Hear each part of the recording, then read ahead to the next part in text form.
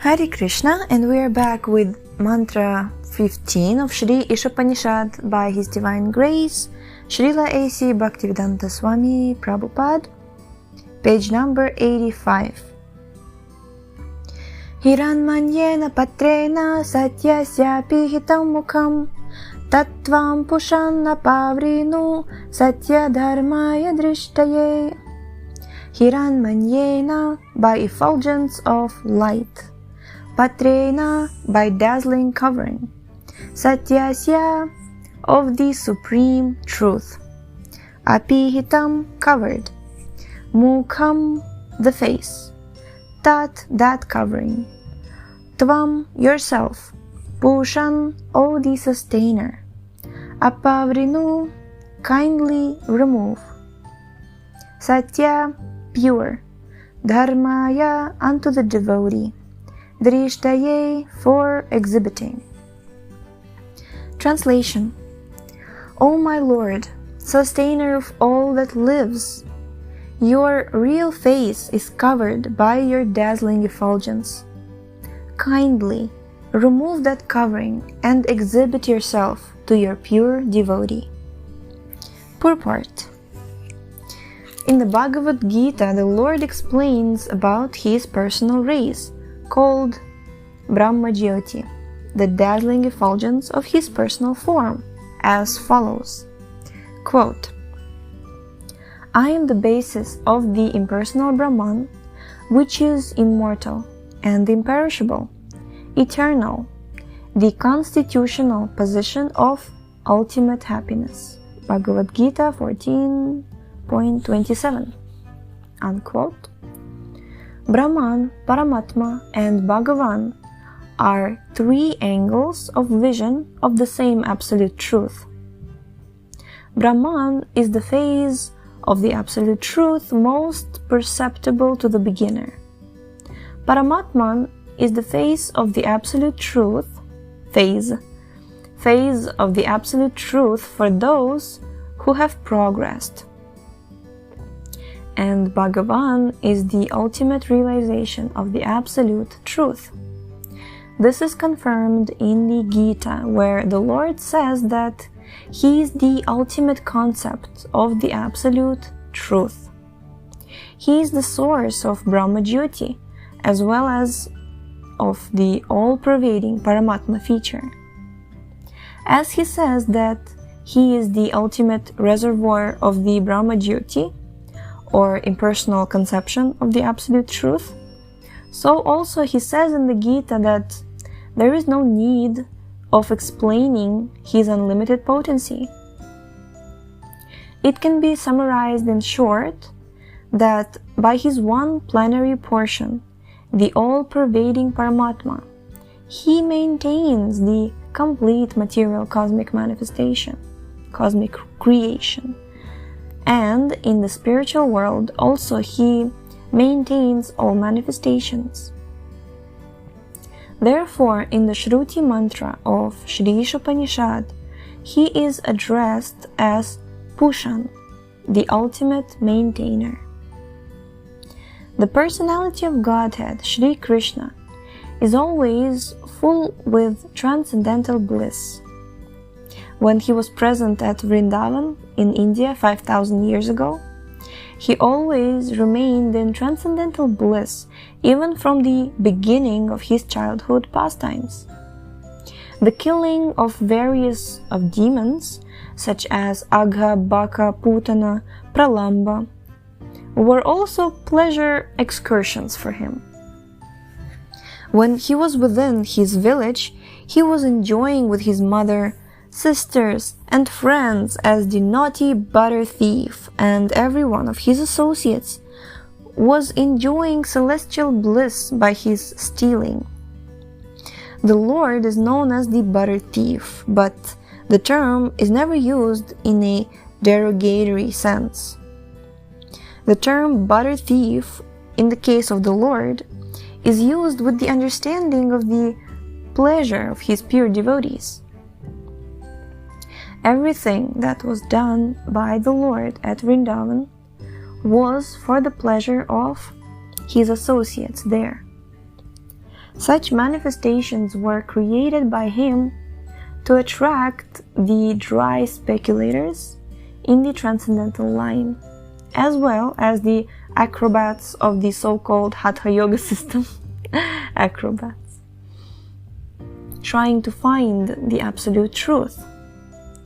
Of the childhood play of the Lord with his playmates, the coward boys, Shukadeva Goswami in the Srimad Bhagavatam said, quote, "The personality of Godhead, who is perceived as the impersonal Brahman of bliss, who is worshipped as the Supreme Lord by the devotees, and who is considered an ordinary human being by the mundane, played with the coward boys who had achieved the position after a huge accumulation of pious deeds."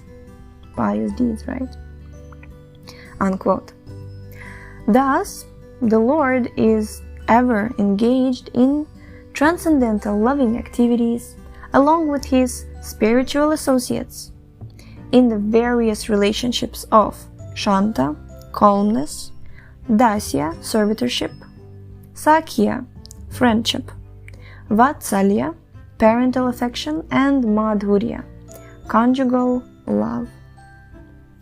It is said that the Lord never goes out of the Vrindavan Dham, and so it may be asked how he manages the affairs of his different creations. This is answered in the Gita. He pervades all the material creation by his plenary part, known as the Purusha incarnation. The Lord has nothing to do with material creation, maintenance, and destruction, but he causes it to be done by his plenary expansion, this Paramatman or Supersoul feature. Every living entity is known as Atma, soul. The principal Atma who controls them all is Paramatman, Supersoul. Supersoul. The whole system of God realization is a great science. The materialists can only analyze and meditate on the 24 factors of the material creation. They have very little information about the Purusha, the Lord. The impersonal transcendentalists are simply bewildered by the glaring effulgence of the Brahma-jyoti. If one wants to see the absolute truth in full, one has to penetrate beyond the 24 material elements and the glaring effulgence as well. Śrī Īśopaniṣad hints at this direction, praying for removal of the Hiranmaya Patra, the dazzling covering. Unless this covering is removed, and unless one can perceive the Supreme Personality of Godhead as he is, factual realization of the absolute truth can never be achieved. The Paramatma feature of the Personality of Godhead is one of the three plenary expansions, collectively called Vishnu Tattva.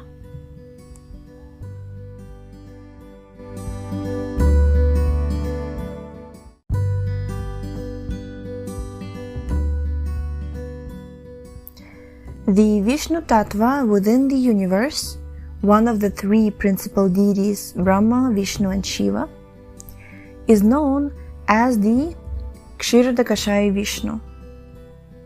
So Kshirodakashaya Vishnu is one of the three principal deities, Brahma, Vishnu, and Shiva, right? He is the all-pervading Paramatma in each and every individual living entity.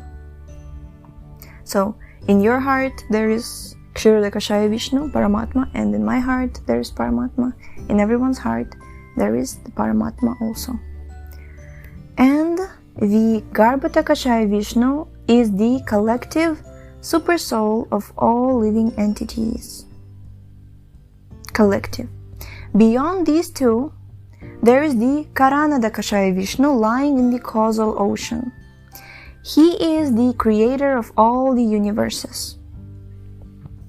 The yoga system teaches the serious student to meet such Vishnu Tattvas after overcoming the 24 material elements of cosmic creation.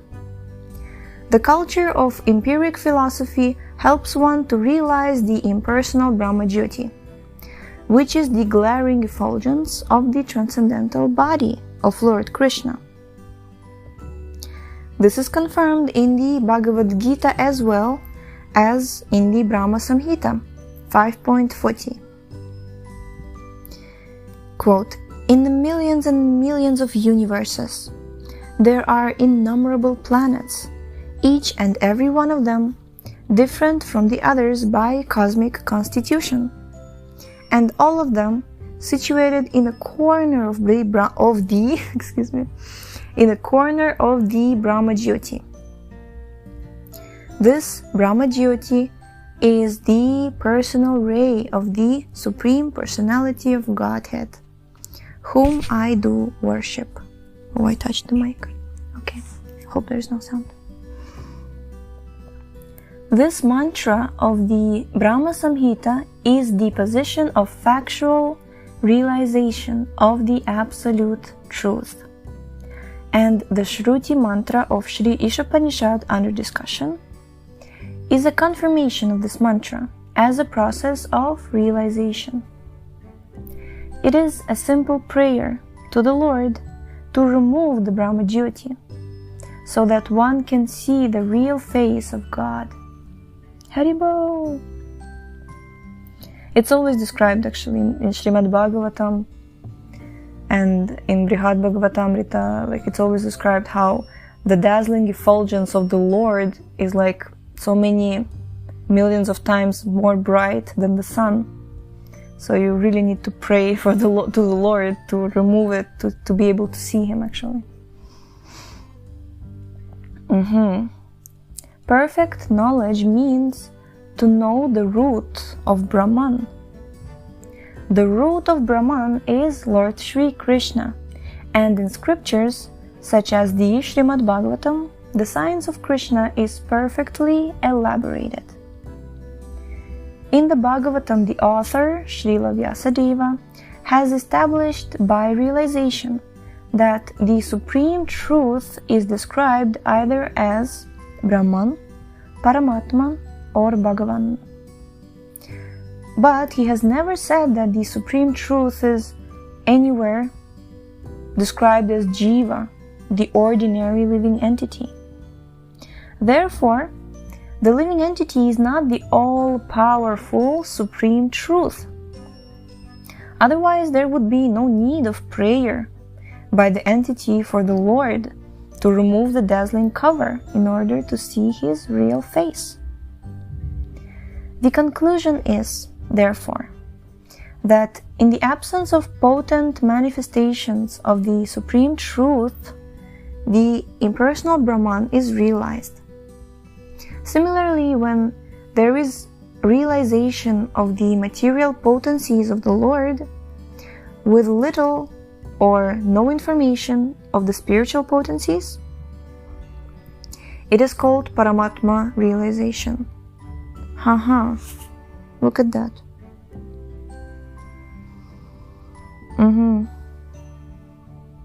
Wait. Yes. You see, Paramatma realization. Many times it's considered that having some mystic cities, like doing yoga and having moving some subtle energies is spiritual. Like, I'll just really say something about this because I remember some time ago, a few months ago, I came across this Facebook ad. It just popped into my, just in front of me, and it was said something like spiritual activator, and basically this coach was speaking about activating your spiritual senses, and you will be able to heal yourself, you'll be able to know things in the distance, something. And technically, like, if you talk about the roots of it, if you talk about like the Vedic perspective, then this is done by the yogis who are in connection with Paramatma feature of the Lord, and this is material. It's not spiritual. Spiritual is I forgot the verse, but Sarvapadhi vinirmuktam tat paratvena nirmalam. Spiritual senses is when you connect them to the Supreme Lord in loving service, and then you know who you are. Like your spiritual identity, this is completely different. Spiritual senses, spiritual activators. And I feel so like, when, I don't know, somewhere in the West, in America, it becomes very, very, very popular. Spiritual mentor, spiritual this. What do you know about spiritual? Like, you're just dealing with subtle material energy. Spiritual means, first of all, the Supreme Personality of Godhead and His Bhagavan feature and His internal potency. This is, what is spirit, what is matter. People don't really go into what it is. So this is the confirmation of that. Let's read this again. Similarly, when there is realization of the material potencies of the Lord, with little or no information of the spiritual potency, it is called Paramatma realization. So next time somebody is speaking about some spiritual this, that, you ask how much is it actually connected with the Supreme Lord, because when there is Supreme Lord, it's like the sun illuminating everything, and then you can see it as everything as it is. And if the Supreme Lord is not there, then it's darkness. It's actually, you're dealing with material energy, and it has nothing to do with, technically, you're just dealing with subtle material potency. That's all. Haribol! This was sitting inside of me for a very long time. Okay. No, if you're practicing spiritual life for many years, and if you know what is spirit and matter defined by the authoritative scriptures, then you see these commercials and then you're like, nice, people making money, all the best. Haribol. Okay, so continuing. Therefore, both Paramatma and Brahman realization of the absolute truth are partial realizations. But when one realizes the Supreme Personality of Godhead, Shri Krishna, in full potency, after the removal of the Hiranmaya Patra, as is prayed for in this mantra, then he realizes that Vasudeva Sarvam Iti, Lord Shri Krishna, known as Vasudeva, is everything, Brahman, Paramatma, and Bhagavan. He is Bhagavan, the root, and Brahman and Paramatma are his branches. In the Bhagavad Gita, there is a comparative analysis of the three grades of transcendentalists, known as the jñānīs, the worshippers of the impersonal Brahman, the yogīs, or worshippers of the Paramatman feature, and bhaktas, or devotees of Lord Shri Krishna. It is stated in the Gita that amongst all types of transcendentalists, one who is a jñānī, who has cultured the Vedic knowledge, is supreme. Yet, the yogīs are still more than the jñānīs. The yogīs are far superior to fruitive workers as well. And amongst all kinds of yogīs, the one who constantly serves the Lord with all his energy is the topmost. Haribol! The summary is that a philosopher is better than a laboring man, and the mystic is far superior to a philosopher. And of all the mystic yogis, one who is following bhakti-yoga, who is constantly engaged in the service of the Lord, is the highest. Śrī Īśopaniṣad directs us toward this perfection of life. Haribol! Jai. So we have concluded today's mantra and we'll continue tomorrow with the next mantra. Thank you so much for tuning in today, and the link to this book is in the description. Yes, and we shall see you next time. And yes, please explore with the more and more books of Srila Prabhupada. You will get to know what is actually spiritual energy of the Lord and internal energy, and how much it is actually much more powerful than what the so-called present spiritualists define spirituality as. So, Hare Krishna.